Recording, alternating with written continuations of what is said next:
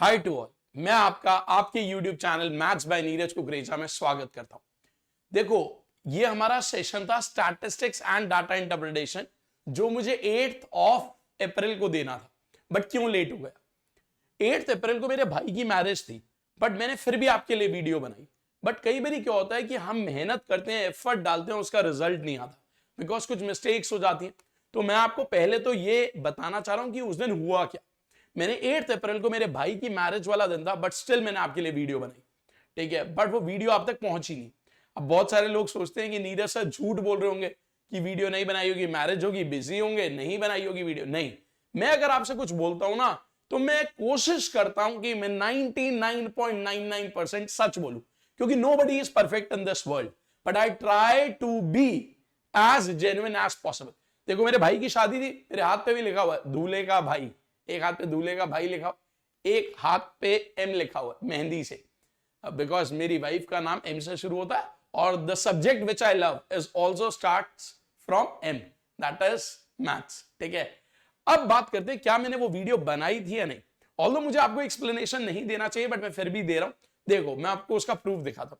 ये मैंने वीडियो बनाई थी, ये उसकी विद एनोटेशन वाली फाइल जो मैंने पूरा पढ़ा दिया था। ये देखो पूरी वीडियो मैं आपको दिखाना चाह रहा हूं सिर्फ 2 मिनट, क्योंकि मैंने 90 मिनट की वीडियो बनाई थी, 90 से 92 मिनट की।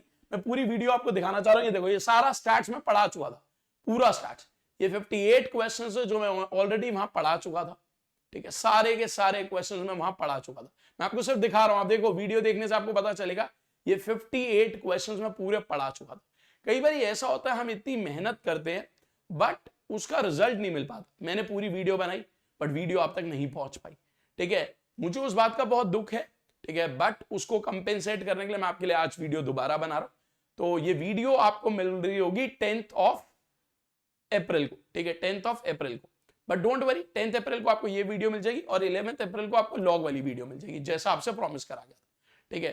तो ये आप देखो, मैं सिर्फ आपको सीधा लास्ट तक पहुंच जाता हूं क्योंकि क्वेश्चन बहुत ज्यादा है, तो सारे दिखाने में तो टाइम लगेगा, ठीक है। बट अगर आप देखोगे तो सारे क्वेश्चन वहां कराए गए थे, पूरे स्टैट्स के, पूरे डीआई के। टोटल 56 क्वेश्चन थे, आई थिंक 56 क्वेश्चन, ठीक है, जिसको मैंने 90 से 95 मिनट के बीच में कवर करा था, ठीक है। तो आज आपका जो सेशन होगा वो 90 मिनट्स में खत्म हो जाएगा। ये पूरा सेशन 56 क्वेश्चन में 90 मिनट में खत्म कर दूंगा। आप देखो, तो ये पूरा सेशन है जो मैं ऑलरेडी पढ़ा चुका, ठीक है। तो अगर आप देखो 56 क्वेश्चन, पूरी वीडियो बन चुकी है। ये आपको एनोटेशन वाली फाइल दिखा रहा हूं, बट आज फिर से पढ़ा रहा हूं, तो एटलीस्ट आप हमारे एफर्ट्स को अप्रिशिएट कर सकते हो। और वो कैसे अप्रिशिएट करोगे, कैसे अप्रिशिएट करोगे? हमारे चैनल को सब्सक्राइब कर लो, हमारी वीडियो को लाइक कर दिया करो और शेयर कर दिया करो, और ज्यादा से ज्यादा लोगों में ये बात फैला दो कि हम आपके लिए पूरी मेहनत करें जेन्युइन तरीके से। तो अब आपका टाइम वेस्ट नहीं करते और हम शुरू करते हैं अपना topic statistics and data interpretation. But उससे पहले मैं आपको दिखा दूं, ये मैंने टॉपिक्स आपसे वादा किया था, और अगर आप देखोगे तो ये हम ऑलरेडी कवर कर चुके हैं। हमने क्या क्या डिस्कस करा था? नंबर सिस्टम हमने कर लिया 21 मार्च को, फिर हमने अलजेब्रा कर लिया, ज्योमेट्री कर लिया, मेंसुरेशन कर लिया, ट्रिग्नोमेट्री कर लिया, अरिथमेटिक कर लिया। आज हम करेंगे स्टैटिस्टिक्स एंड डाटा इंटरप्रिटेशन, और इस स्टैटिस्टिक्स एंड डाटा इंटरप्रिटेशन में मैं स्टैटिस्टिक्स के लास्ट 3 इयर्स के क्वेश्चन लूंगा, डाटा इंटरप्रिटेशन के लास्ट 2 इयर्स के क्वेश्चन लूंगा। टोटल 56 क्वेश्चन है और 56 क्वेश्चन लगभग 90 मिनट में हम खत्म कर लेंगे। सो 90 मिनट्स मुझे लगता है सफिशिएंट है पूरा सेशन कवर करने के लिए। सो प्लीज इस सेशन पर पूरा फोकस करो। और अब हम शुरू करते हैं अपना पहला क्वेश्चन। क्या दिया हुआ है? Frequency distribution. क्या होता है फ्रीक्वेंसी डिस्ट्रीब्यूशन? जहां पर नंबर्स दिए होंगे और उनकी फ्रीक्वेंसीज दी होंगी, ठीक है। टोटल फ्रीक्वेंसी दे रहा है 200, यानी कि ये जो एफ वाला रो है इसका टोटल होगा 200, और इसका मीन दिया हुआ है 1.46, कह रहा है पी की वैल्यू पे। अब आप देखो, जब टोटल फ्रीक्वेंसी 200 है, यानी कि इस रो का टोटल 200 होगा।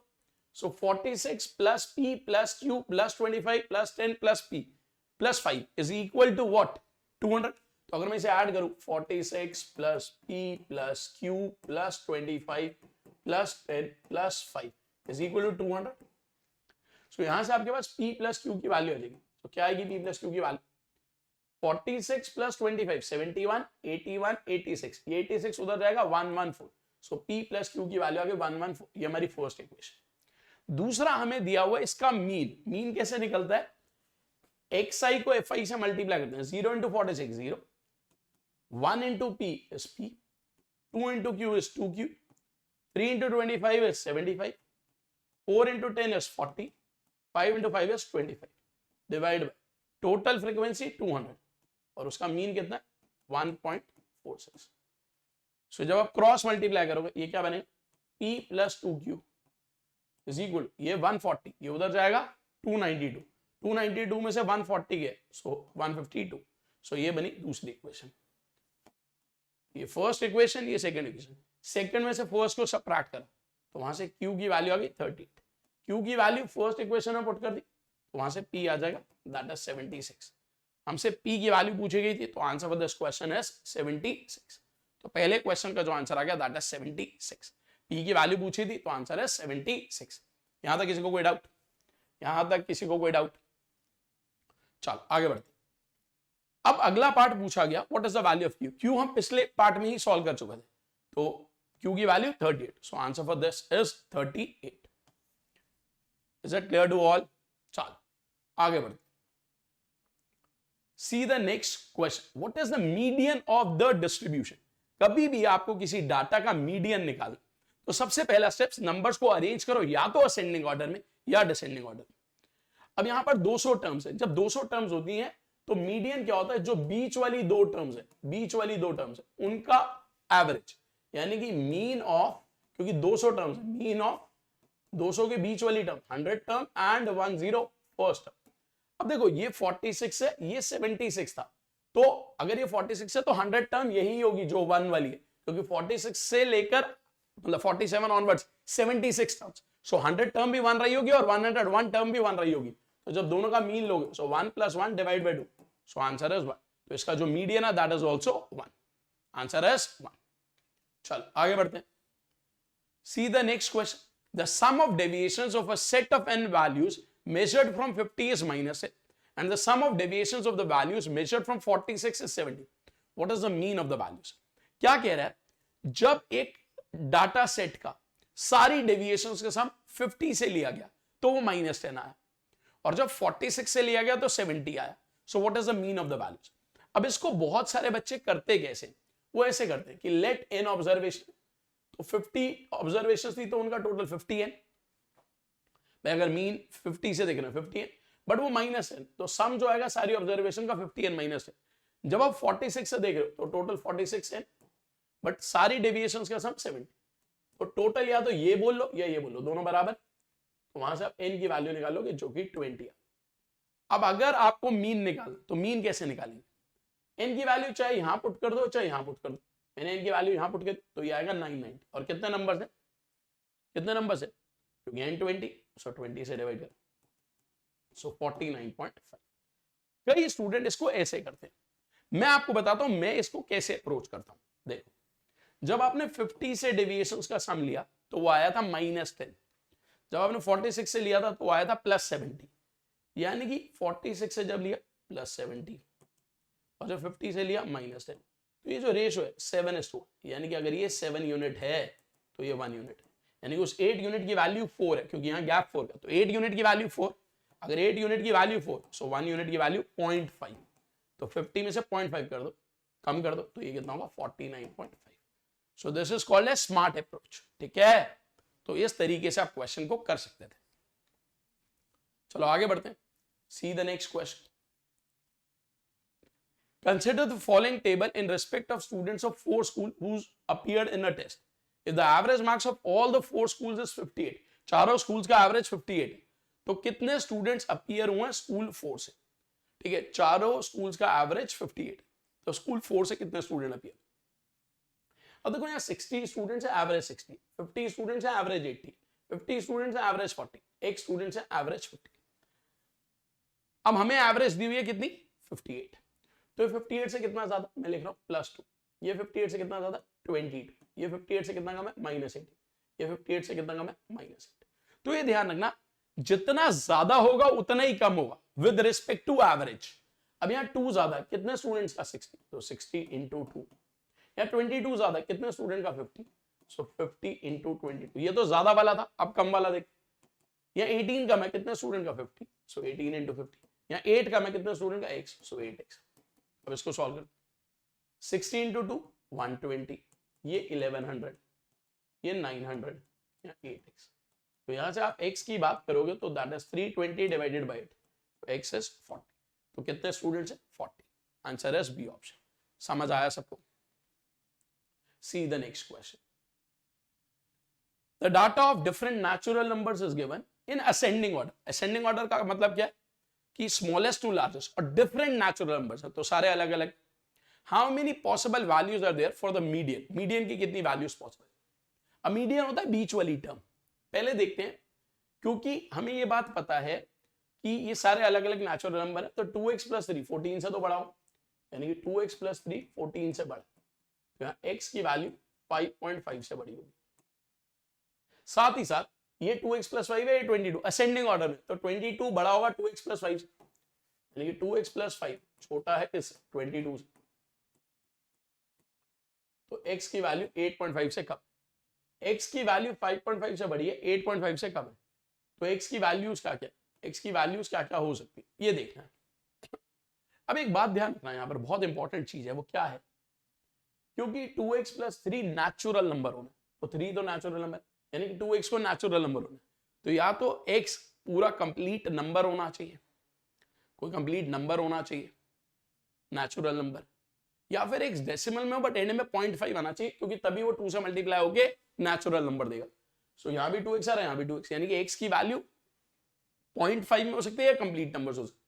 5.5 से बड़ा, 8.5 से छोटा है, तो क्या क्या हो सकता है, 6 हो सकता है, 6.5 हो सकता है, 7 हो सकता है, 7.5 हो सकता है, 8 हो सकता है। 5 वैल्यूज पॉसिबल। अब वो कह रहे कितनी वैल्यूज मीडियन की पॉसिबल है। मीडियन होता है बीच वाली टर्म्स, यहां पर टोटल 10 टर्म्स है, तो 5th टर्म और 6th टर्म का जो एवरेज होगा वही मीडियन होगा, तो उसका मीडियन क्या होगा, उन दोनों का एवरेज, और उन दोनों का एवरेज आएगा 2x प्लस 4। अब डिपेंडिंग अपॉन x की वैल्यू, मीडियंस की वैल्यू अलग अलग होंगी, तो x की कितनी वैल्यूज पॉसिबल है, 5, तो मीडियंस की भी कितनी वैल्यूज पॉसिबल होंगी, 5। अब वेरी वेरी इंपॉर्टेंट क्वेश्चन जो प्रीवियस ईयर में पूछा गया 2022 पेपर। समझ आया सब? किसी को कोई डाउट? किसी को कोई डाउट? चलो आगे बढ़ते। See the next question, question number 7. If m is the mean of first 100 even natural numbers, then what is the mean of the first 100 odd natural numbers? पहले 100 even natural numbers का mean m है, तो अगले basically what is the mean of first 100 odd natural numbers? ठीक है, 100 even natural numbers कौन से? 2, 4, 6, 8, 10, so on 200, इसका mean m है। अब first 100 odd की बात करें, तो odd कौन से होंगे? 1, 3, 5, 7, 9, so on 190। अगर आप देखो हर ऑड नंबर हर इवन नंबर से एक एक कम है, तो एवरेज भी एक से कम हो जाएगी, तो इसकी एवरेज कितनी होगी, m minus. So answer is A option, answer is A option. किसी को कोई doubt? So answer for this question is A option. अगला क्वेश्चन देखो, mean marks of 50 students was found to be 78.4, but later it was detected that 95 was misread as 59 and 25 was misread as 52। क्या बोल रहा है, 50 numbers का mean calculate करा गया और वो आया 78.4। बाद में पता चला दो डाटा गलत नोट हो गए, यानी ओरिजिनल वैल्यूज थी 95 बट उसको गलती से पढ़ लिया गया 59। दूसरी वैल्यू ओरिजिनल वैल्यू थी 25 बट उसको पढ़ लिया गया 52। कह रहा what is the difference between the correct mean and the incorrect mean. जब ये डाटा ठीक करोगे होगा क्या, ये बढ़ेगा 59 से 95 कितना बढ़ गया 36, ये 52 से 25 कितना कम हुआ 27, एक 36 बढ़ा एक 27 कम हुआ, तो कितना बढ़ा 9, और ये 9 किसमें डिवाइड होगा 50 नंबर, सो ये कितना हुआ 0.18, यानी कि जो मीन है वो 0.18 से बढ़ जाएगा, यानी कि डिफरेंस कितना होगा 0.18। समझ आई ये बात? किसी को कोई डाउट? बहुत सिंपल क्वेश्चन, ठीक है। चलो आगे बढ़ते हैं। What is the median of the following data. जब भी मीडियन निकालना है नंबर्स को पहले अरेंज करना है, असेंडिंग ऑर्डर में अरेंज करते हैं। एक नंबर है 2, एक है 3, एक है -1, एक है 2, एक है 6, एक है 8, एक है 9। नंबर है 7 टर्म्स है, तो मीडियन होता है बीच वाली टर्म, इसमें बीच वाली term 3, so answer is 3, answer is 3। अगला क्वेश्चन देखो, what is the arithmetic mean of the first 10 composite numbers. पहले 10 कॉम्पोजिट नंबर्स का अरिथमेटिक मीन क्या? तो कॉम्पोजिट नंबर्स कौन से होते हैं? वो नंबर्स जिसके दो से ज्यादा फैक्टर्स होते हैं। कौन से? 4 है, 6 है, 8 है, 9 है, 10 है, 12 है, 14 है, 15 है, 16 है। कितने हो गए? 4, 5, 6, 7, 8, 9 हो गए, 18। अब मुझे इन सब की एवरेज निकालनी, तो सबको ऐड करते हैं। 4, 6, 10, 18, 27, 29, 33, 38, 44, 52 का 2, 5 carry, 6, 7, 8, 9, 10, 11। So 112 divided by 10, 10 number है, तो इनका मीन जो हुआ that is 11.2। So answer is D option. Answer is D option. समझ आया सबको? See the next question. The marks obtained by 5 students are 21, 27, 19, 26 and 32. Later on, 5 grace marks are added to each student. What are the average marks of the revised marks of the students? इसका average बताना। अब देखो 5 students हैं, उनके अगर मैं average marks निकालूं तो एवरेज निकालने के लिए सबको ऐड करते और डिवाइड बाय 5 कर देते।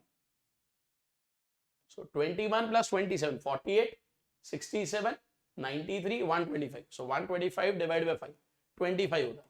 बट हर स्टूडेंट को 5 नंबर ग्रेस दिए गए, तो एवरेज 5 से बढ़ गई, तो कितनी हो गई? 30। So average is 30, B option. See the next question. Let P be the mean of M observation and Q be the mean of N observation. P जो है मीन है M ऑब्जर्वेशन, Q जो है मीन है N observation, और P छोटा है Q से या बराबर। अब देखो, मान लो जब भी मैं आपको ऐसा डाटा दूं, मान लो मैंने आपको बोला क्लास में लड़कियों का एवरेज वेट 60 है, लड़कों का एवरेज वेट 70 है, तो पूरी क्लास का एवरेज वेट 60 और 70 के बीच में होता है। ऐसे अगर यहां पर P मीन था M ऑब्जर्वेशन का, Q मीन था N ऑब्जर्वेशन का, तो सारी observation if the combined mean of M plus N observation is C, तो C की वैल्यू उन दोनों के बीच में होगी, तो answer is what? C option. कितना आसान question. Next question. 15 candidates appeared in an examination. The marks of the candidate who passed in the examination are 9, 6, 7, 8, 8, 9, 6, 5, 4, 7. What is the median of marks of all the 15 candidates? ये question. अब ये बोला गया, ये 15 candidates का score है, जो candidate pass हुए ये उनका डाटा। कितने लोग पास हुए? 10 लोग, तो 5 तो फेल हो गए होंगे। अगर उनका मीडियन बताओ, क्योंकि 15 स्टूडेंट्स है या 15 टर्म्स है, तो मीडियन जो होगा बीच वाली टर्म, यानी कि इसमें एक ऐड करके डिवाइड बाय 2। जब और टर्म्स होती है तो एक ऐड करके डिवाइड बाय 2, यानी कि मीडियन होगा 8 स्टूडेंट के जो मार्क्स होंगे, जिसमें से 5 तो फेल हुए, 1, 2, 3, 4, 5, ये 5 फेल हुए। ठीक है, बचे कितने? 3 और।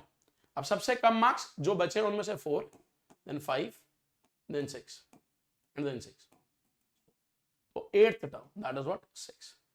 So what is the median marks of all the 15 candidates? So median is what? Median is what? 6. तो इसका जो median है that is what? 6. यहां तक किसी को कोई डाउट? यहां तक किसी को कोई doubt?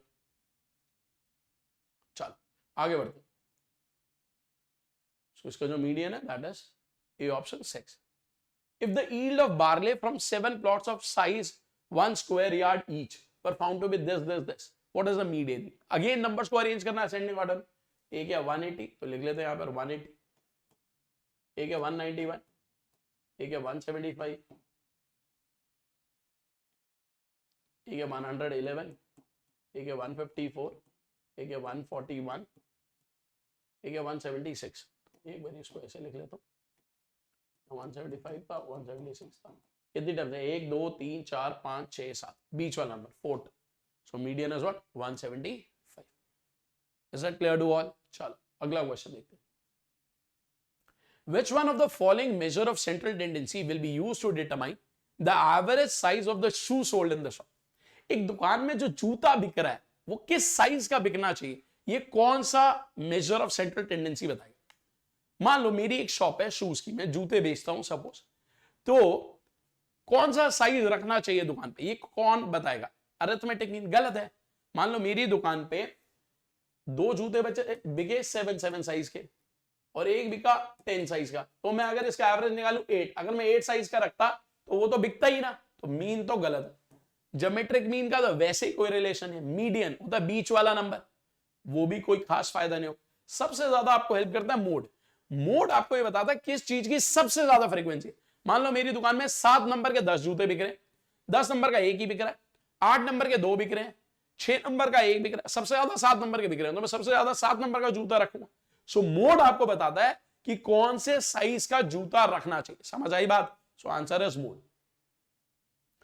When the class interval has equal width, यानी कि उनकी width बराबर, किसमें?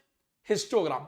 The height of the rectangle in histograms tells you, जो हाइट है वो बताता है कि कितने एलिमेंट्स है या कितनी फ्रीक्वेंसी है, तो बताता है फ्रीक्वेंसी कितनी है क्लास की। बहुत ही सिंपल क्वेश्चन। अगला देखो, the age of 7 family members are 2, 5, 12, 18, 38, 40, 60 years respectively. After 5 years, a new member aged X years is added. 5 साल बाद एक मेंबर ऐड होता है जिसकी एज X है। अगर पूरी फैमिली की एवरेज एज 1.5 ईयर से बढ़ गई तो what is the value of X? देखो 7 मेंबर्स, अगर मैं इनकी एवरेज एज निकालूं तो देखते हैं क्या है पहले। 2 + 5 + 12 + 18 + 38 + 40 + 60, 7 मेंबर्स, 7 से डिवाइड करो, 2 और 5 7, 7 और 12 19, 37, 75, 115, 175, सो 175 डिवाइड बाय 7, 25, इनकी एवरेज एज 25। कह रहा 5 साल बाद एक मेंबर और ऐड हुआ जिसकी एज X थी और जिससे एवरेज एज बढ़कर 1.5 से बढ़ गई, 25 थी 1.5 से बढ़ गई, कितनी हो गई? 26.5, और मेंबर्स कितने हो गए? 8। अब हुआ क्या, ये जो 7 मेंबर्स है जिनकी एवरेज एज 25 है, 5 साल में हर कोई 5-5 साल बड़ा होगा, तो उन सातों का टोटल कितना हो गया? एवरेज उनकी 30 हो गई होगी, और 7 मेंबर्स और एक मेंबर जिसकी एज X है, ये किसके बराबर? 26.5 into 8, तो होता है 210 प्लस X। इसको अगर सॉल्व करें 25 into 8 होता है 200, 1.5 into 8 होता है 12, so 200, so value of X is what? 2, so value of X is 2, answer is B option. समझ आया सबको? किसी को कोई डाउट? चलो आगे बढ़ते, see the next question. The mean weight of 100 students of a class is 46 kg. 100 students का मीन वेट 46 है, जिसमें से बॉयज का मीन वेट 50 kg है, गर्ल्स का 40 kg है। तो बॉयज गर्ल्स से कितने ज्यादा? आप इसमें सिंपल एलिगेशन भी लगा सकते। बॉयज का एवरेज वेट कितना दिया हुआ? 50, गर्ल्स का एवरेज वेट कितना दिया हुआ? 40, पूरी क्लास का 46, यहां से डिफरेंस लिया 6, यहां से डिफरेंस लिया 4, रेशियो इज 3:2। तो अगर बॉयज 3 यूनिट है तो गर्ल्स 2 यूनिट, टोटल कितना? 5 यूनिट्स, और उस 5 यूनिट की वैल्यू 100 दी हुई है। 5 यूनिट की वैल्यू अगर 100 है तो 1 यूनिट की वैल्यू 20, और वो यही कह रहा है बॉयज और गर्ल्स में गैप कितना है? 1 यूनिट, सो 1 यूनिट की value 20, so answer is C option, answer is C option. समझ आया सबको? चलो अगला क्वेश्चन देखते हैं। What is the algebraic sum of the deviations from the mean of a set of values? ये कुछ वैल्यूज हैं, इसमें algebraic sum of deviations बताना। क्या होता है, जब भी आप एक नंबर का मीन से डिफरेंस लेते हो उसी को डेविएशन बोलते हैं, और जब मीन का सारे नंबर से सम लोगे तो अलग अलग डेविएशन आएंगे, और जब सारी डेविएशंस को ऐड करोगे हमेशा क्या आएगा? 0, हमेशा 0। अगर मान लो एक नंबर है xi और उनका मीन है x बार, तो ये होता है डेविएशन। सारी डेविएशंस का सम लोगे, जिसको हम सिग्मा से करते हैं, i starting from 1 to n, तो उसका जो सम आता है 0। ये नोट कर लेना, बहुत इंपॉर्टेंट है। सो आप लिख लो सम of deviations, sum of deviations from mean is always 0, always 0।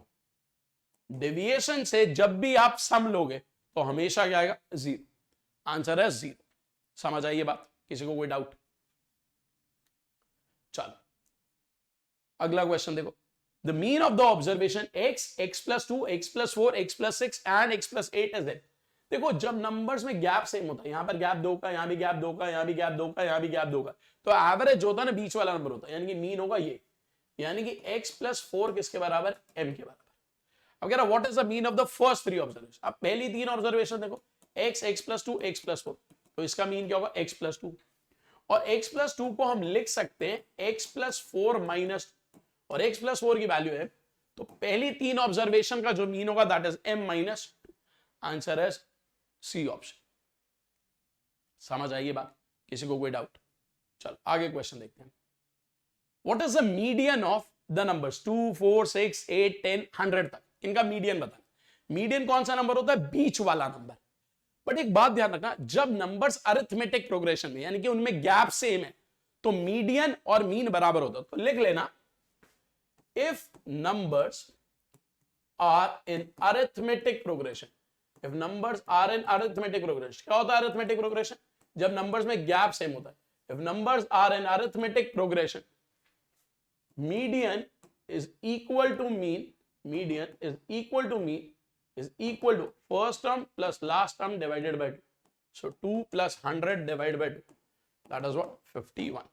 So इसका जो मीडियन होगा that is 51. समझ आई ये बात? किसी को कोई डाउट? सो मीडियन जो है that is 51. अगला क्वेश्चन, एक रिलेशनशिप है अरिथमेटिक मीन, ज्योमेट्रिक मीन और हार्मोनिक मीन। देखो जब भी आपको दो नंबर्स दिए हो, if a and b are two positive numbers, if a and b are two positive numbers, तो उनका अरिथमेटिक मीन क्या होता है? a plus b by 2. उनका ज्योमेट्रिक मीन क्या होता है? गुणोत्तर माध्य अंडर रूट ए बी। उनका हार्मोनिक मीन क्या होता है? हरात्मक माध्य 2ab upon a plus b। तो एक रिलेशनशिप आता है am और hm। अगर आप am और hm को मल्टीप्लाई करोगे तो ab आएगा जो कि gm का स्क्वायर। तो ये नोट कर लेना, this is important. Arithmetic mean into harmonic mean is equal to geometric mean का square. Arithmetic mean into harmonic mean is equal to geometric mean का square. Please note down this, this is very very important. ठीक है, चलो अगला question देखते हैं। और एक बात और ध्यान रखना, अगर कभी भी दो पॉजिटिव नंबर्स है ना, हमेशा ध्यान रखना अरिथमेटिक मीन, ज्योमेट्रिक मीन और हार्मोनिक मीन ऐसा कुछ रिलेशनशिप होता है। हार्मोनिक मीन सबसे छोटा, फिर ज्योमेट्रिक मीन और फिर अरिथमेटिक मीन, ऐसे रहता है। ठीक है, अब आप देखो ये क्वेश्चन देखो, the harmonic mean and geometric mean of two numbers are given. Harmonic mean दिया हुआ है 10, ज्योमेट्रिक मीन दिया हुआ है 12। अब मेरे से कोई पूछ रहा अरिथमेटिक मीन बताओ। पहले तो अगर मैं कॉमन सेंस लगाऊं, अगर ज्योमेट्रिक मीन 12 है तो अरिथमेटिक मीन 12 या 12 से बड़ा होगा। ये 12 से छोटा है, ये 12 से छोटा है, ये 12 से छोटा, तो आंसर है D option. This is called a smart approach. अगर आपको पता है जो मैंने पढ़ा है तो आपके लिए 10 सेकंड का क्वेश्चन था, वरना आपके पास फॉर्मूला भी है।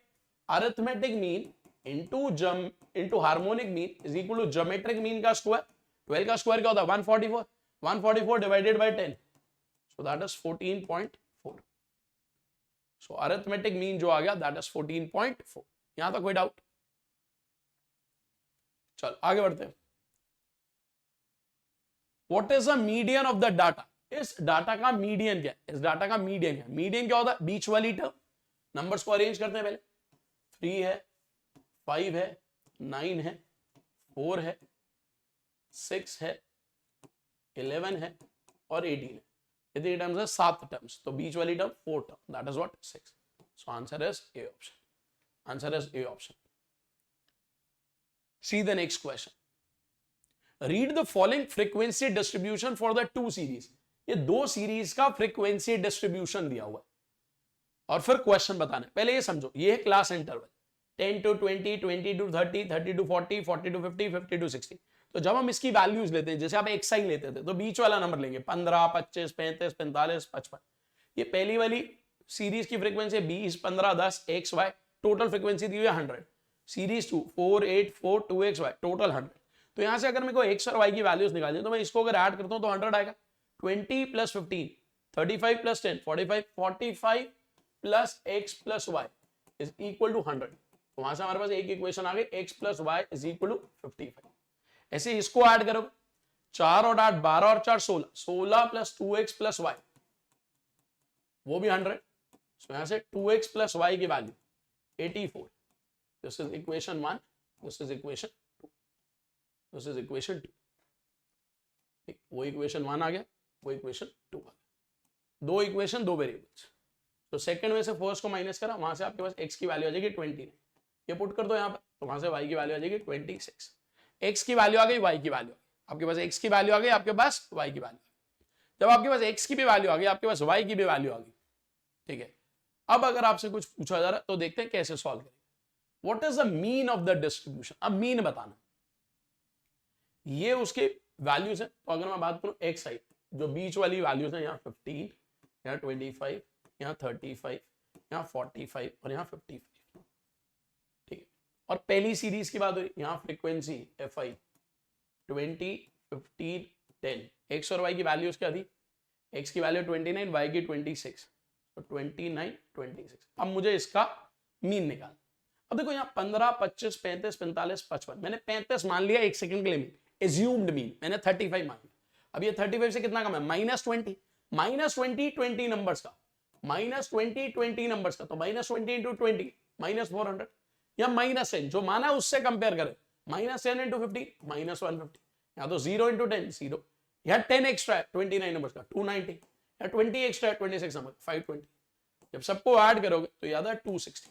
अब ये 260 100 नंबर्स में डिवाइड होगा, सो 260 डिवाइड बाय 100 जो कि आता है 2.6, तो जो माना था उसमें 2.6 ऐड कर दो, तो आंसर है 37.6।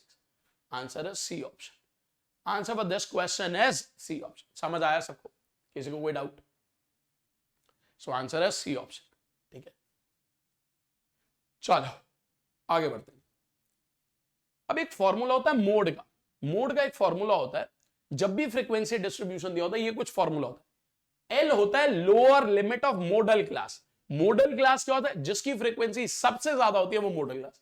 एफ होता है frequency of modal class, F1 होता है उससे प्रीवियस क्लास की फ्रीक्वेंसी। अब यहां पे 2f माइनस F1, F2 होता है उस मॉडल क्लास की फ्रीक्वेंसी के बाद वाली क्लास की फ्रीक्वेंसी, और C होता है विड्थ ऑफ मॉडल क्लास। अब क्वेश्चन देखते हैं कैसे पूछा गया, जस्ट वेट। ये क्वेश्चन पूछा गया, what is the mode of the frequency distribution of series 2। Series 2 का मोड क्या हो। अब एक तो फॉर्मूला है, बट कई लोग स्मार्ट होंगे जो जैसे हम आपको सिखाते हैं पेपर्स कैसे अटेम्प्ट करना, अगर वो एक्टिव है तो कैसे करें। उसने बोला इसका मोड क्या है, यहां पर x की वैल्यू 29 थी तो फ्रीक्वेंसी 58 हो गई, यहां पर y की वैल्यू 26, सबसे ज्यादा फ्रीक्वेंसी यहां है, तो ये मॉडल क्लास है 40 से 50, तो आंसर 40 से 50 के बीच में ही होगा, एक ही option, so that is answer 46। But अगर आपको फॉर्मूले का यूज करना तो कैसे करोगे, lower limit of modal class 40 plus f frequency of modal class 58 minus F1 उससे प्रीवियस क्लास की फ्रीक्वेंसी डिवाइड बाय इसका डबल 116 माइनस इससे पहले वाली फ्रीक्वेंसी इसके बाद वाली frequency into C width, width कितनी है 10, so 40 plus 54 divided by 86 into 10। इसको अगर सॉल्व करें 40 plus 540 divided by 86, so 40 plus 86 6 516 24 240.2, सो ये जो आ गया सॉल्व करना 46.2 के आसपास, ठीक है, ये अप्रोक्सीमेटली होगा, बट अभी जो ऑप्शंस दी हुई हैं उसके हिसाब से आपको आंसर जो मार्क करना पड़ेगा 46, ठीक है। आप सबसे रिक्वेस्ट है, अगर आपको सेशन अच्छा लग रहा हो तो प्लीज शेयर कर देना, चैनल को सब्सक्राइब कर लो, वीडियो को लाइक कर दो और शेयर कर दो।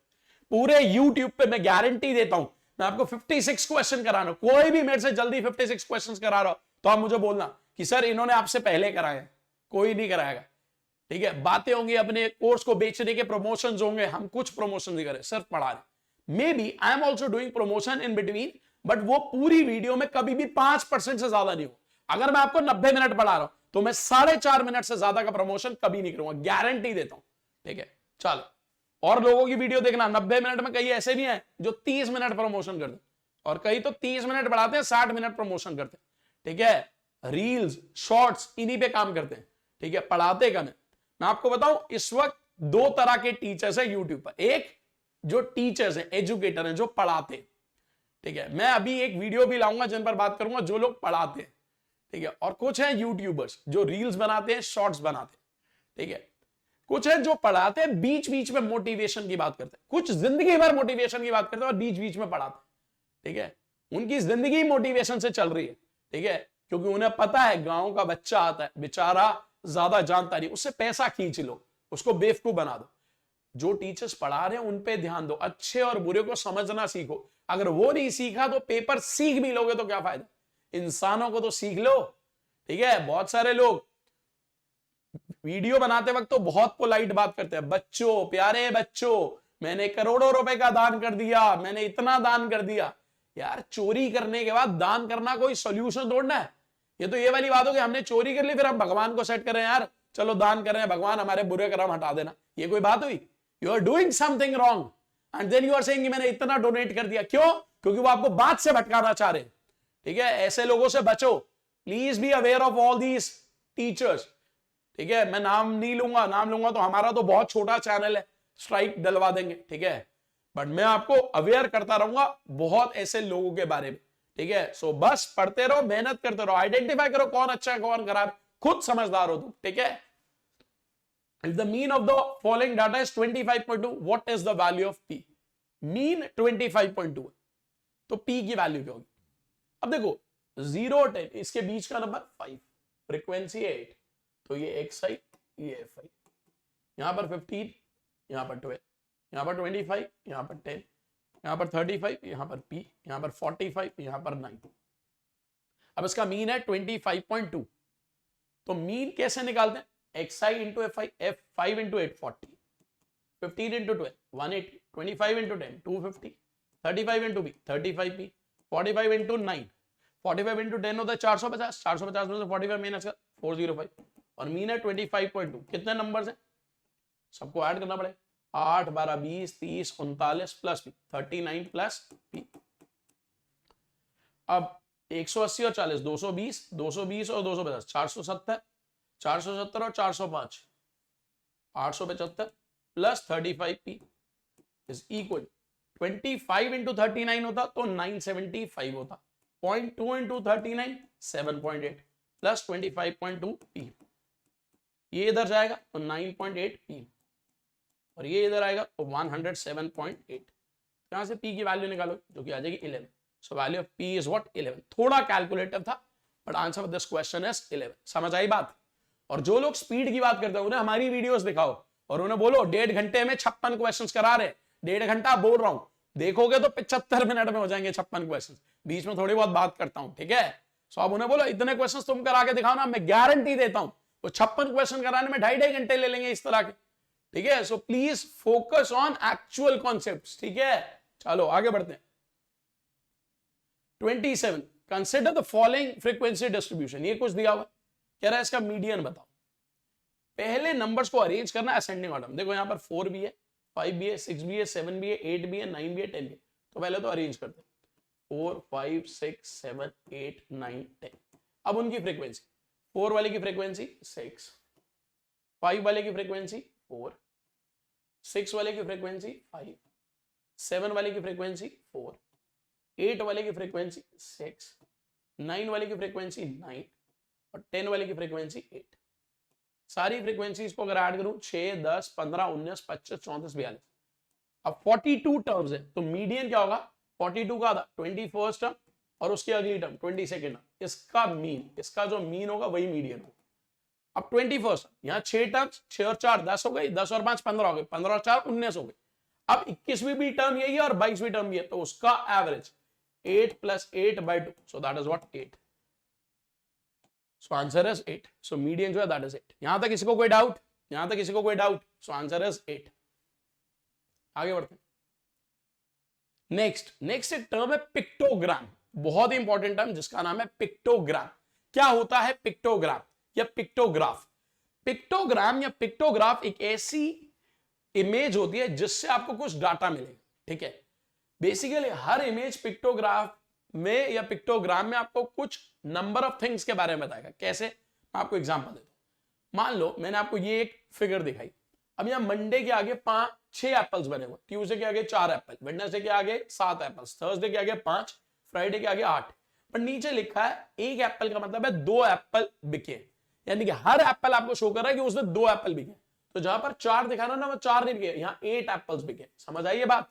सो ये होता है पिक्टोग्राफ। ठीक है, ये हमारा डायग्रामेटिक रिप्रेजेंटेशन में नहीं आता। ठीक है, अब देखो क्वेश्चन कैसे पूछा स्टैट्स के पेपर में। क्वेश्चन ये पूछा गया पेपर में, diagrammatic representation of the data includes which of the following. Bar diagram होता है जो हम वैल्यूज दिखाते हैं बार डायग्राम में, पाई डायग्राम होता है जो सर्कल्स में दिखाते हैं सेक्टर्स, बट पिक्टोग्राम के थ्रू नहीं रिप्रेजेंट करते। तो आंसर क्या होगा? 1 और 2। समझ आई बात? आगे बढ़ते। एक और इंपॉर्टेंट टर्म जो आपको पता होनी चाहिए, प्राइमरी डाटा और सेकेंडरी डाटा। प्राइमरी डाटा वो डाटा होता है जो डाटा यूजर खुद कलेक्ट करता है, ठीक है। Data has been generated by researcher himself herself. कैसे? सर्वे के थ्रू, इंटरव्यू के थ्रू, एक्सपेरिमेंट्स के थ्रू, ठीक है, जहां पर डाटा को समझा जाता है यूजर के थ्रू। मेथड्स होते हैं observation method, interview method, questionnaire, schedules. Secondary data क्या होता है? जो किसी और ने कलेक्ट करा बट हम उसे यूज करें। मान लो कोई गवर्नमेंट एजेंसी ने डाटा कलेक्ट करा था, मैं उसे पढ़ रहा हूं, तो मैं उस डाटा को यूज कर रहा हूं, सो that is secondary data. Is a term for data collected by someone else other than the user. User खुद नहीं कलेक्ट करता, कोई और करता है, ठीक है। Data is already available and analysed by someone else. क्या क्या सोर्सेज होते हैं? पब्लिश डाटा होता है, अनपब्लिश डाटा होता है, बुक्स में आता है, मैगजीन में आता है, न्यूज़पेपर में आता है। अब न्यूज़पेपर में कोई डाटा है, मैंने तो नहीं बनाया बट मैं उसको यूज कर रहा हूं, मे बी अपनी प्रेजेंटेशन में, ठीक है। समझ आई बात? चलो आगे बढ़ते। क्वेश्चन देखो, the data collected from which one of the following method is not a primary data? Personal interviews primary data है, indirect personal interview again primary data, schedules मैंने अभी आपको बताया था वो भी प्राइमरी डाटा, पब्लिश थीसिस ये सेकेंडरी डाटा। समझ आई ये बात? ठीक है, चलो आगे बढ़ते।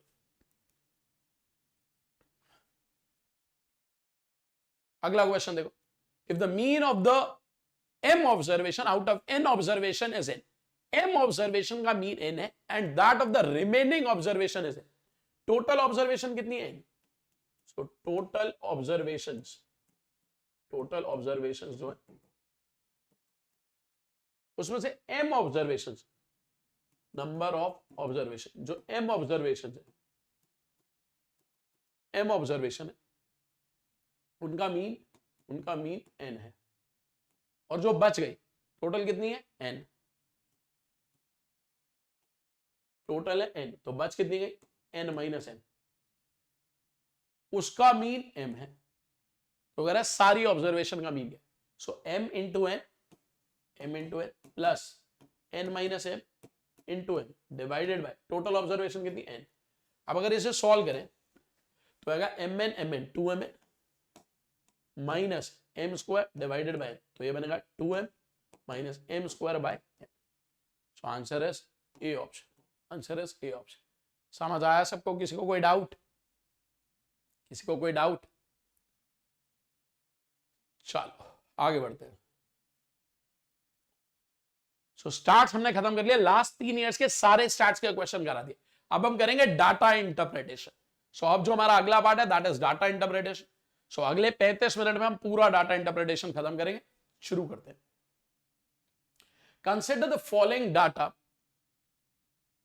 For the 2 items that follow. The table below gives the age wise population. ये एज वाइज पॉपुलेशन दी गई। बिलो 30 इयर्स 14% लोग हैं, 30 से 34.99 29.75% लोग हैं, 35 से 39.99 26.25% लोग हैं, 40 से 44.99 0% लोग हैं, 45 से 49.99 18.5% लोग हैं, 50 इयर्स एंड अबव 11.5% लोग। अब कह रहा है कितने लोग हैं जो 40 इयर्स से बिलो हैं? अच्छा 40 इयर्स से बिलो 10.5 ये हमें दिया। अब यहां से अगर मेरे को टोटल पॉपुलेशन बतानी है, 40 इयर्स से नीचे ये लोग हैं और इनकी वैल्यू दे रहा है 10.5 लाख। कितने परसेंट है देख, ये 14%, इन दोनों को ऐड करें तो 56%, 56 और 14 70%, यानी कि 70% of total population is 10.5 lakh. तो यहां से टोटल पॉपुलेशन निकाल सकते हो 15 लाख। अच्छा एक चीज और ध्यान रखना, मैं थोड़ा सा फास्ट क्यों जा रहा हूं, क्योंकि ये क्रैश कोर्स है, अगले हफ्ते आपका एग्जाम ही है, ठीक है, और ये प्रीवियस ईयर क्वेश्चन है, इसीलिए थोड़ा सा फास्ट आ रहा हूं, ठीक है। सो टोटल पॉपुलेशन हमारे पास आ गई 15 लाख। जिनको एकदम बेसिक से करना वो हमारे फाउंडेशन बैच को ज्वाइन करना जो अप्रैल एंड में शुरू होगा, ठीक है। चलो आगे बढ़ते। What is the total population of the city? अभी हमने सॉल्व ही करा था, टोटल पॉपुलेशन कितनी? 15 lakh. So answer is C. अगला क्वेश्चन देखते हैं।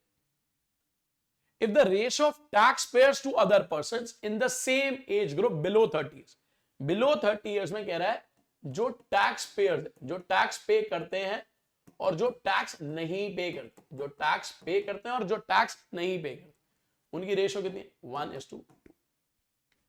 ठीक है। अब जो टैक्स पे करते हैं वो 1 यूनिट है, जो टैक्स पे नहीं करते वो 2 यूनिट। कह रहा है कितने टैक्स पेयर्स है उस एज ग्रुप में। अब आप देखो बिलो 30 इयर्स पॉपुलेशन कितनी है? 14%। तो अगर मेरे से कोई बोलता बिलो 30 ईयर्स पॉपुलेशन कितनी, 14%, किसका, 15 लाख, और उसमें से टैक्स पे करने वाले 1 यूनिट, टैक्स ना पे करने वाले 2 यूनिट, तो टैक्स पे करने वाले कितने, 1 पार्ट आउट ऑफ 3, तो यही होगा, बट ये आंसर लैक्स में आ जाएगा, तो उसको सॉल्व करो। 14% क्या होता है, 14 अपॉन 100 इंटू 5, अब 14 5 70, 70 अपॉन 100 0.7, सो 0.7 लाख लोग हैं जो टैक्स पे करते हैं 30 ईयर से कम एज ग्रुप वाले। समझ आई ये बात, किसी को कोई डाउट? चलो आगे बढ़ते। अब क्या बोला गया, the expenditure in lakhs of rupees of a company for the years 2011 to 2017, ये डाटा दिया हुआ है कंपनी के एक्सपेंडिचर का 2011 से 2017 के बीच का, इतना इतना एक्सपेंडिचर, किसमें, लैक्स में। ठीक, क्वेश्चन क्या पूछा यार, देख, how many times the increase in expenditure in a year exceeded by more than 15%, कह रहे कितनी बार ऐसा हुआ है कि एक्सपेंडिचर 15% से ज्यादा बढ़ा। देखो 13.8 से 15.4 हुआ, कितना बढ़ा, 1.6, किसके रेशो में, 13.8, ये हुआ 2012 में, क्योंकि 2011 का तो हम बता नहीं सकते क्योंकि 10 का डाटा नहीं है, सो 2012 में कितना बढ़ा, 1.6 बढ़ा 13.8 के रेशो में। 2013 में कितना बढ़ा, यहां तो कम हो रहा है तो इसको तो देखने की जरूरत नहीं। 2014 में कितना बढ़ा, 2.7, किसके रेस्पेक्ट में, 10.4। 2015 में 2.7 बढ़ा, किसके रेस्पेक्ट में, 13.1। 2016 में कितना बढ़ा, 1.4, किसके रेस्पेक्ट में, 15.8। और 2017 में कितना बढ़ा, 2.2, किसके रेस्पेक्ट में, 17.2। अब कहां पर 15% से ज्यादा, अगर यहां पर देखो इसका 10% होता 1.38, 5% 0.69, तो ये 15% से ज्यादा नहीं है। यहां ये तो 20% से भी ज्यादा, तो ये तो है। यहां पर अगेन 20% ज्यादा, तो ये तो है। यहां पर ये 10% से कम है, तो ये नहीं है। इसका 10% 1.72, 5% 0.86, सो दोनों को मिलाओगे तो 2.58, बट ये 2.2 है, तो ये 15% से कम। तो 2 बार ऐसा हुआ है जहां 15% से ज्यादा बढ़ा, तो answer is A option, answer is A option. जब भी क्वेश्चंस करो वीडियो को पॉज करो, खुद ट्राई करो, ना हो तो सॉल्यूशंस को देखो, ठीक है। चलो आगे बढ़ते हैं। In which year the percentage increase in expenditure is maximum as compared to previous? कह रहे कौन से साल सबसे ज्यादा परसेंटेज इंक्रीज हुआ। देखो यहां पर 2 जगह थी जहां 15% से बढ़ा था, इसमें और इसमें। यहां पर 2.7 बढ़ा 10.4 के रेशो में, यहां पर 2.7 बढ़ा 13.1 के रेशो में, तो ऑब्वियसली बात है यहां ज्यादा होगा। यानी कौन से एरिया में, 2014। सो इसका जो आंसर होगा दैट इज 2014, बी ऑप्शन। समझ आई ये बात, किसी को कोई डाउट? चलो आगे बढ़ते। The budget allocation represented in a pi diagram, कोई पाई डायग्राम होगा उसमें बजट एलोकेशन दी हुई है 5 डिफरेंट हेड्स में, ए बी सी डी ई। ए 40% है, बी 18% है, सी 9% है, डी 25% है और ई 8%। टोटल बजट एलोकेशन 300.4 लाख, ये टोटल एलोकेशन, यानी कि 100% की जो वैल्यू है वो 300.4 लाख। अब इस पे 2 क्वेश्चन पूछे गए हैं, देखते हैं कैसे। पहला क्वेश्चन देखो क्या पूछा गया इसमें, how much less amount is allocated to A and C. A और सी को मिलाकर कितना परसेंट कम एलोकेट हुआ, कितना कम अमाउंट एलोकेट हुआ with respect to B D and E. अब आप देखो ए का था 40%, सी का था 9%, इन दोनों को मिलाकर 49%, उन तीनों का मिलाकर 51%, यहां 49% या 51%, तो गैप कितने का, 2%। 2% किसका, 300.4 लाख, क्योंकि सॉल्व करने में कितना होता है 6.008 लाख, 6.008 लाख। तो आंसर है सी ऑप्शन, आंसर है सी ऑप्शन। किसी को कोई डाउट? 6.008 लाख, यहां तक किसी को कोई डाउट? चल आगे बढ़ते हैं। See the next question, how much amount will be increased on A if the total budget is increase by 3 times. अब समझो इसको, अगर टोटल बजट 3 टाइम्स से इंक्रीज हो रहा है, ध्यान रखना इंक्रीज बाय बोला गया, मतलब अगर 1 यूनिट था तो 4 यूनिट हो गया, 3 टाइम्स बढ़ा है। अगर टोटल बजट 3 टाइम्स बढ़ा है तो ए का जो शेयर था वो भी 3 टाइम्स बढ़ेगा। ए का शेयर कितना था, 40%, किसका, 300.4 लाख का, और उसका 3 टाइम्स, तो इंटू 3 होगा। सो 3 इंटू 40% होता है 120%। अब 120% किसका? 300.4 लाख। अब सॉल्व नहीं करना, कॉमन सेंस लगाओ। अगर 100% होता तो यही आता, उससे बड़ा आंसर होगा। एक ही ऑप्शन है जो उससे बड़ी है, तो वही आंसर होगा। अब यहां पर ध्यान रखना, कई लोग गलत करेंगे। क्या करेंगे वो बोलेंगे 1 से 3 हो गया। 1 से 3 नहीं हुआ, इंक्रीज्ड बाय। सो 1 से 4 हुआ, 3 टाइम्स बढ़ा है, तो ए का जो शेयर था वो भी 3 टाइम्स बढ़ेगा, तो आंसर ए ऑप्शन होगा। ठीक है, इसका आंसर ए है। बहुत किताबों में आंसर गलत दिया होगा इसका। ठीक है, चलो आगे बढ़ते, इस क्वेश्चन को देखो, बहुत ही बढ़िया क्वेश्चन, वेन डायग्राम पर 3 वेरिएबल्स का समझते हैं। बहुत अच्छा क्वेश्चन। वीडियो पॉज करो, पहले खुद डायग्राम बनाओ, नहीं तो फिर जो मैं बना रहा हूं उसको देखना। ठीक है, क्या बोला गया? 500 candidates appeared in an examination comprising test in English, Hindi and mathematics. 500 student है, इंग्लिश का टेस्ट हुआ है, हिंदी का टेस्ट हुआ है, मैथ्स का हुआ। 30 कैंडिडेट है जो इंग्लिश में फेल हुए, 75 हिंदी में फेल हुए, 50 खाली मैथ्स में फेल हुए, 15 इंग्लिश और हिंदी में फेल हुए, 17 हिंदी मैथ्स में फेल हुए, 17 मैथ्स इंग्लिश में फेल हुए, 5 तीनों में फेल हुए। अब देखते हैं क्वेश्चन कैसे पूछा जाता है। ये पहले था, मैं इसका डायग्राम बनाता। मान लो ये वो लोग हैं, मैं ऐसे डायग्राम बना रहा हूं, जरा ध्यान देना। सारे लोगों को इस रेक्टेंगल, ये वो लोग जो इंग्लिश में फेल हुए, ये मैथ्स में फेल हुए। अच्छा, हिंदी पहले लिखा तो मैं हिंदी लिख लेता हूं। ठीक है, ये इंग्लिश में फेल ई, ये हिंदी में फेल और ये मैथ्स में फेल। ठीक, अब सबसे पहले देखो, ऐसे क्वेश्चन में रिवर्स डाटा भी यूज करो। 5 हैं जो तीनों में फेल हुए, तो 5 मैंने यहां लिख दिया, 5 तीनों में फेल हुए। फिर उसने बोला 17 ऐसे हैं जो मैथ्स और इंग्लिश में फेल हुए, मैथ्स और इंग्लिश में 17 फेल हुए, यानी कि ये वाली वैल्यू 17, ये 5 है तो ये 12। फिर बोला गया 17 ऐसे हैं जो हिंदी और मैथ्स में फेल, 17 ऐसे हैं जो हिंदी और मैथ्स में फेल, हिंदी और मैथ्स में 17 फेल, तो ये 17, ये 5 है तो ये 12। ठीक है, 15 ऐसे हैं जो इंग्लिश और हिंदी में फेल, 15 ऐसे हैं जो इंग्लिश और हिंदी में फेल, इंग्लिश और हिंदी में 15 फेल, यानी कि ये वाली वैल्यू 15। तो 5 है तो ये 10। 50 ऐसे जो सिर्फ मैथ्स में फेल, तो 50 ये जो सिर्फ मैथ्स में फेल। 75 ऐसे जो सिर्फ हिंदी में फेल ये, और 30 ऐसे जो सिर्फ इंग्लिश में फेल। अब टोटल 500 लोग थे। अगर मैं ऐड करूं 30 + 50 80, 155, 165, 170 और 194 है जो कहीं ना कहीं तो फेल हुए, तो बचे हुए 306 लोग जो सारे सब्जेक्ट में पास। तो एक बार आपने ये डायग्राम बना लिया, कोई भी क्वेश्चन है सॉल्व कर लेंगे। देखते हैं पहला क्वेश्चन क्या पूछा।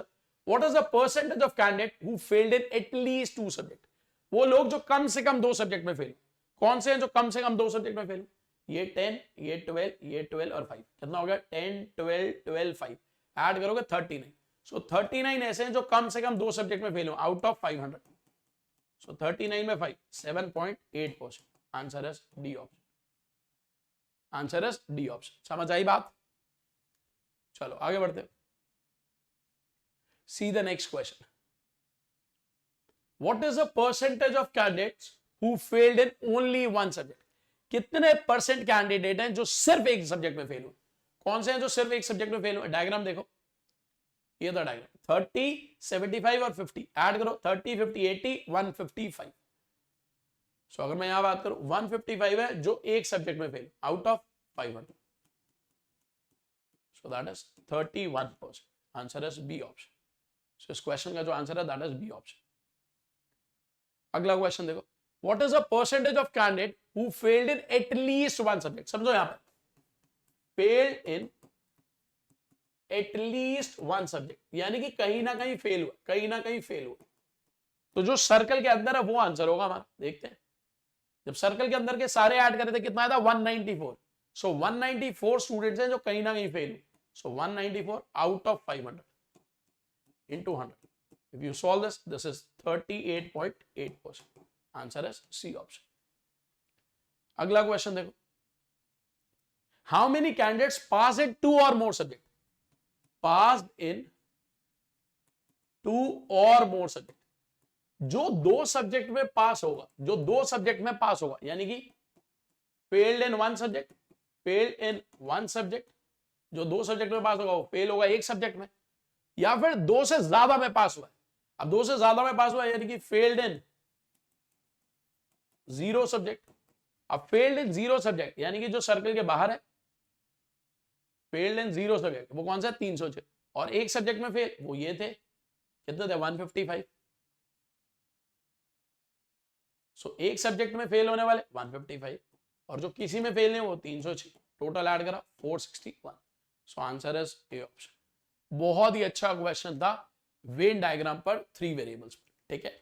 चलो आगे बढ़ते हैं, सी द नेक्स्ट क्वेश्चन। ये पाई चार्ट दिया गया है, 2 pie chart. The following pie chart shows a percentage of different categories A B C D E F. 6 categories हैं दोनों पाई चार्ट में। कह रहा है इंप्लॉइज बता रहे हैं 2019 में और 2020। 2019 में टोटल इंप्लॉइज कह रहा है 4000, 2020 में कह रहा है 5000। यानी कि 4000 इंप्लॉइज का ब्रेकअप, ये 5000 इंप्लॉइज का ब्रेकअप अलग अलग कैटेगरीज। क्वेश्चन देखते हैं क्या पूछा गया। There are 2 categories of employees in 2019। कह रहा है 2019 में 2 कैटेगरीज थी जिनकी टोटल स्ट्रेंथ सेम है 2020 में।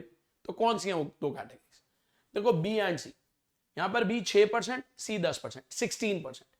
यहां पर 10, यहां पर 11, 21%। ये हमें पता है 4000 है, ये 5000 है। भाई यहां 4000 का 16% या 5000 का 21%, सेम नहीं हो सकता। परसेंटेज भी बड़ी हो गई, नंबर भी बड़ा हो गया, पॉसिबल नहीं। ए एंड ई, यहां ए और ई मिलाकर 47, यहां पर ए और ई मिलाकर 14, परसेंटेज बढ़ रही है, सेम नहीं हो सकता। E and F, E and F यहां पर हो रहा है 49% और यहां पर 48%। इसका 49%, इसका 48% सेम नहीं है, तो ये भी नहीं। जब 3 नहीं है तो आंसर कौन सा होगा? D option. चेक कर सकते हो। सी एंड डी 25% 4000 का 1000, 20% 5000, 1000, ये सही है। So answer is D option. Answer is D option. See the next question. In which one of the following categories of employees the percentage change in the number of employees in 2020 was maximum with respect to 2019? कह रहा है 2020 में 2019 के comparison सबसे ज्यादा increase हो। अब यहां पर ना आप इस वैल्यू पे ध्यान मत दिया करो, ये 4000 5000 पे ध्यान नहीं देना, पहले से वैल्यूज पे देखो किसमें सबसे ज्यादा इंक्रीज हुआ। वो कह रहा है ए में देखो, यहाँ 20 था, यहाँ 22। सिर्फ इस नंबर पे देखो 20 22, 10% से बढ़ रहा है। बेस भूल जाओ, अभी बेस की जरूरत नहीं। बी में यहां 6, यहां 10, 66%। बेस वैल्यू को भी मैं अकाउंट में नहीं ले रहा, ऑल्दो वो भी आएगा अकाउंट में, बट अभी उसकी जरूरत नहीं। इससे ही आंसर बताया जाएगा। सी 10 से 11, 10% ही बढ़ रहा है। डी 15 से 9, इसको तो अभी यहां पर परसेंटेज देखो तो कम हो, तो सबसे ज्यादा कहां बढ़ रहा है? बी में 6 से 10। सो आंसर इज बी, ठीक है। ऑल्दो बेस वैल्यू क्योंकि सबके लिए सेम होगी भाई, इनिशियल वैल्यू फाइनल वैल्यू सबके लिए सेम है, तो उस पर ध्यान ही नहीं देना। चलो आगे बढ़ते हैं। अगला question, what was the percentage increase of employee, basically category E employees in 2020 as compare to 2019। यहां पर 4000, यहां पर 5000। ई में कह रहा है कितने परसेंट से बढ़ा? यहां 27% था, यहां भी 27%, पर वहां पर 27% था 4000, यहां पर 27% है 5000, ये सेम है। सो 4000 से 5000, 4 से 5, एक बड़ा किसके रेस्पेक्ट में? So that is what? 25%। So answer is B option. Answer is B option. समझ आया सबको? सो 25% से बढ़ो। See the next question.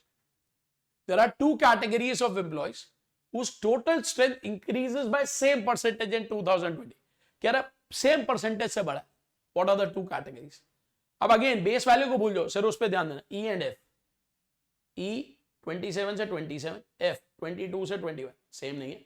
C and ई, और बोल भी रहा इंक्रीज, ठीक है। सी एंड ई ध्यान रखो, 10 से 11, ई 27 से 27, सेम है, तो ये भी नहीं है। ए एंड ई 20 से 22, अभी इस पे ध्यान देना, 10% से बढ़ा। ई 27 से 27, सेम रह रहा है, नहीं है ये भी। ए एंड सी 20 से 22, 10% बढ़ रहा है, 10 से 11, 10% बढ़ रहा है। तो answer is D option. Answer is D option. समझ आया सबको? चलो अगले क्वेश्चन में मूव करते हैं। The following bar chart gives the production of cars by different companies X, Y, Z in the following years. ये कंपनीज हैं, उनका बार चार्ट में दिया हुआ कितनी कार्स वो प्रोड्यूस कर रहे हैं। देखो जैसे 2014 में X, Y, Z, X का है 300, तो मैं 3 लिखूंगा। 100 में यहां पर 200, 2 लिख रहा हूं, यहां पर 500, 5 लिख रहा हूं। ऐसे वैल्यूज आपको दी हुई है, ठीक है। एक बार आप अगला क्वेश्चन देखो, तब तक मैं पानी पी लूं, बहुत देर हो गई। ठीक है, पढ़ो एक बारी क्वेश्चन को। ठीक है, फिर करते हैं इसको डिस्कस। आप पढ़ो एक बारी क्वेश्चन।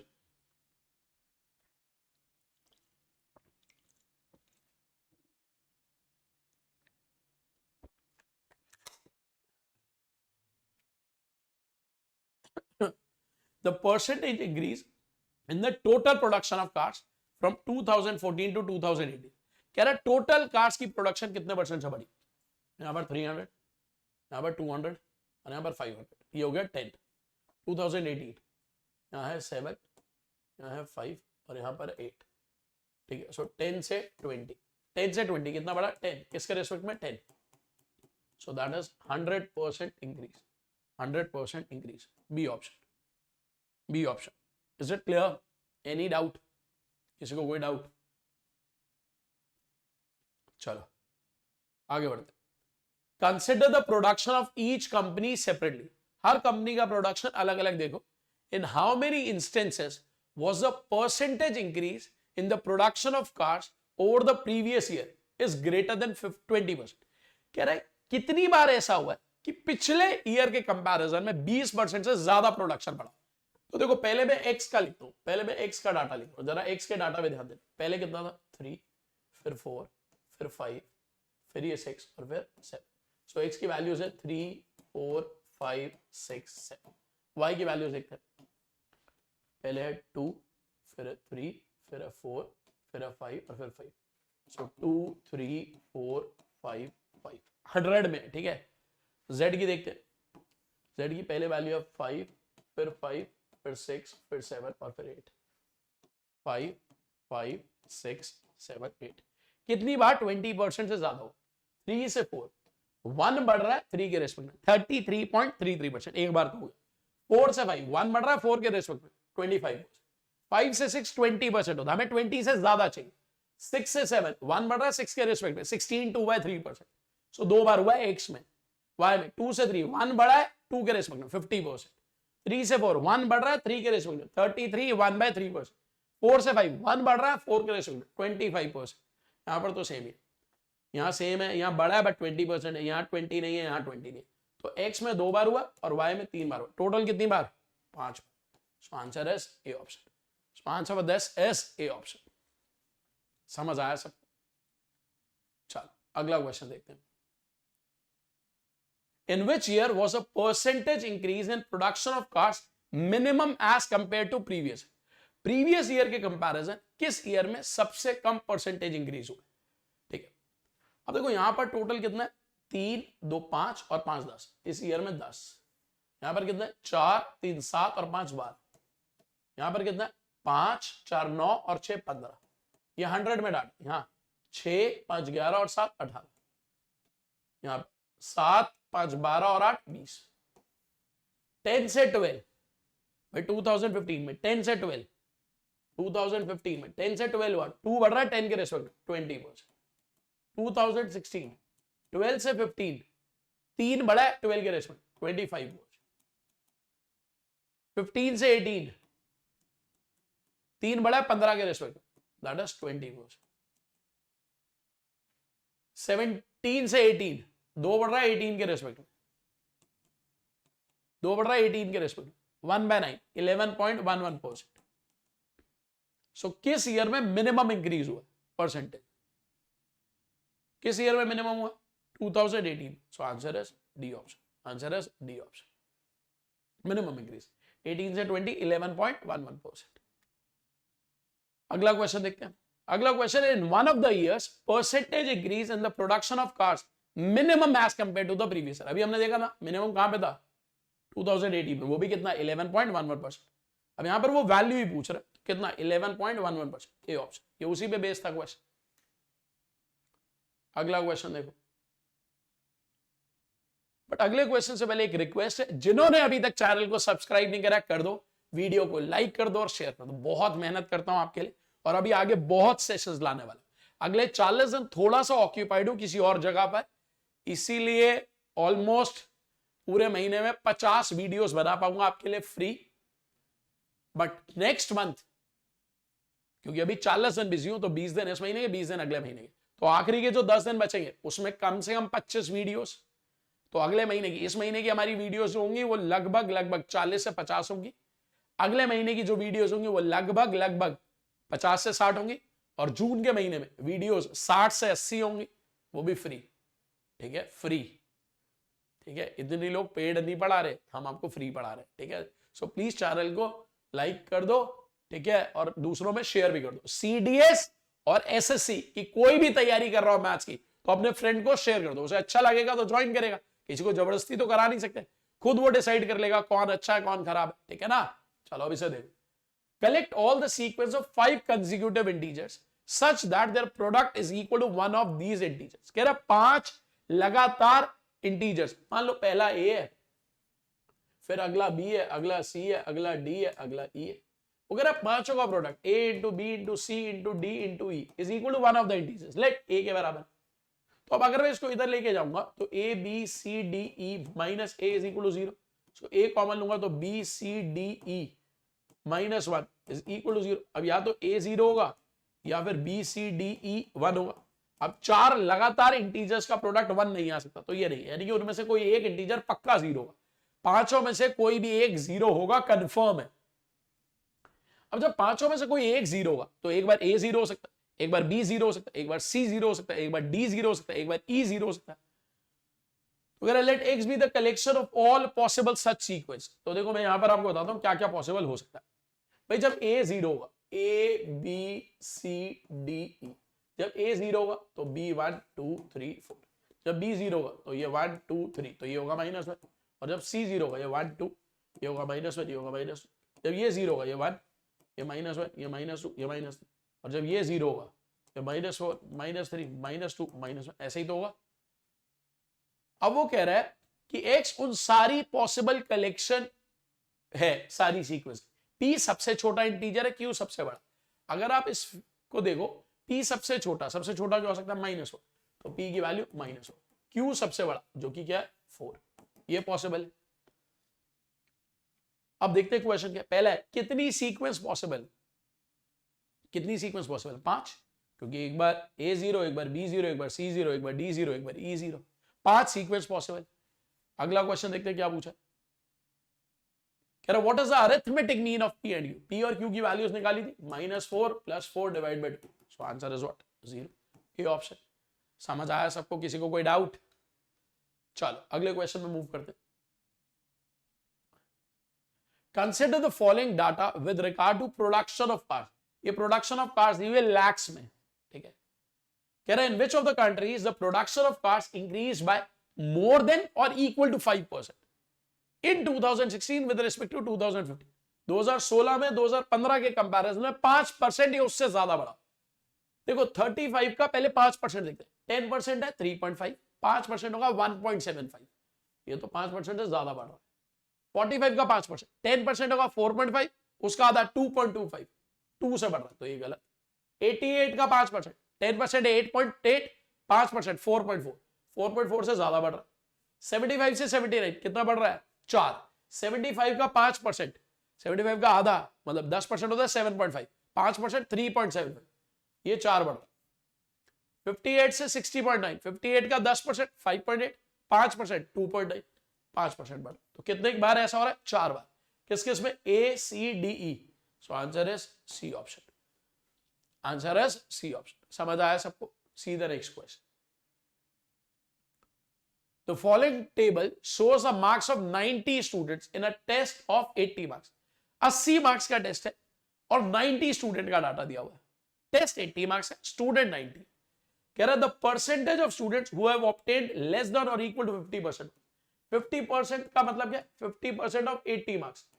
40 मार्क्स से कम कितने लोगों के आए देखना भैया। 1 से 10 है, 11 से 20, 21 से 30, 31 से 40। अगर मैं इसको ऐड करूं कितने स्टूडेंट? 5 और 8 13 और 10 23 और 13 36 student out of 90। So 36 student out of 90 कितना परसेंट हो गया? यानी कि 40% स्टूडेंट है जिनके 50% से कम नंबर है। So answer is B option. तो इसका आंसर गलत दिया हुआ, इसको ठीक कर लेना, B is the correct answer, B सही आंसर। अगला क्वेश्चन देखो। 4 क्वेश्चंस अगले इसी पे बेस्ड हैं और ये लास्ट सेट है आज हमारा डीआई का। For the next 4 items consider the following data with respect to different types 1 2 3 4 5 of multivitamin tablets produced in a company in lakhs. ये सारा डाटा लैक्स में, ठीक है, अलग अलग कंपनीज का मल्टीविटामिन टैबलेट्स का 2000 2001 2 3 4 5 5 टाइप्स है 1 2 3 4 5। क्वेश्चन देखते हैं कैसे पूछा। Which product is least produced over the years, कौन सा प्रोडक्ट सबसे कम प्रोड्यूस करा गया। 1 को छोड़ के चारों ऑप्शन है 2 3 4 5, तो इनका टोटल करते हैं 2 0 5 5 10 10 का 0 1 कैरी 9 14 17 26 27 32 3 कैरी 4 5 6 6 20। यहां पर करते हैं 5 4 9 5 14 का 4 1 कैरी 8 16 20 22 30 30 का 0 3 कैरी 504। यहां पर 5 5 10 to 12 का 2 1 कैरी 10 16 25 33 42 51 का 1 5 कैरी 6 1 2 5 5 10 5 15 का 5 1 कैरी 8 8 16 18 19 20 का 0 2 कैरी 3 4 5 6। सो मिनिमम का 504 type 3। So answer is B option. अब अगर आप चाहते हो कि आपको कैलकुलेशन स्पीड अच्छी करनी है तो मुझे बताना, मैं उसके लिए भी वीडियोस लेके आऊंगा। So answer is B option. अगला देखो, in which one of the following pairs of years the difference in the total number of tablets produce between them is minimum. कहां पर डिफरेंस मिनिमम है, ठीक है। अब एक बारी सबका टोटल निकालते हैं और फिर डिफरेंस देख, पहले रो वाइज देखना है। ईयर 2000 अगर मैं सबको ऐड करूं, यहां पर कितना 5, यहां पर ऐड करते हैं 16 24 31 40 47, तो ये 4 75। यहां पर 5 20 35 43 59 69 695। यहां पर 5 10 14 19 24 4, सो 2 कैरी है, यानी कि 15 18 22 31 39 394। यहां पर 5 और 24 33 45 53 65 655। यहां पर 5 10 15 का 5 1 कैरी 19 30 38 47 58, सो 585। यहां पर 2 21 36 46 55 66, सो 662। सो ये कुछ है। अब वो कह रहा है कहां पर डिफरेंस मिनिमम, 2003 और 2005, इन दोनों में डिफरेंस 7 का। इससे कम तो कहीं भी डिफरेंस नहीं दिख रहा, तो यही आंसर होगा ए ऑप्शन। और सब में निकाल सकते हो बट कहीं नहीं कम दिख रहा, इससे कम, तो यही आंसर होगा, क्योंकि और तो बड़े बड़े नंबर है ना, सिर्फ यही 2 सबसे क्लोज नंबर है, तो यही मिनिमम डिफरेंस होगा। अगला क्वेश्चन देखो, the ratio of percentage drop in total production in 2004 compare to 2001। So पहले देखते हैं 2004 में जो प्रोडक्शन का ड्रॉप हुआ 2001 के रेशियो कितना हुआ, देखते हैं 2004 में 2001 के रेस्पेक्ट में। देखो 2004 में 2001 के रेस्पेक्ट में कितना कम हो रहा, 110, किसके रेस्पेक्ट में 695। सो 110 का ड्रॉप हुआ विद रिस्पेक्ट टू 695 इनटू 100, और उसकी रेशियो लेनी है compare to 2001 to that in 2000 compare to 2001। So 2001 से 2000 में जो ड्रॉप हुआ है, 2001 से जो 2000 में, 2001 से 2000 में जो कितना कम हुआ 220। सो 220 विद रिस्पेक्ट टू 695 इनटू 100। अब इन दोनों की रेशियो लेनी, जब आप इन दोनों की रेशियो लोगे, आप देखो 110 695 इनटू 100, और इसकी रेशियो ले रहे हो 220 अपॉन 695 इनटू 100, तो ये कैंसिल, ये कैंसिल, 110 में 0 0 कैंसिल, 1122, सो 1:2। सो आंसर है सी ऑप्शन। आंसर है सी ऑप्शन। समझ आया सबको? किसी को कोई डाउट? किसी को कोई डाउट? चलो आगे बढ़ते।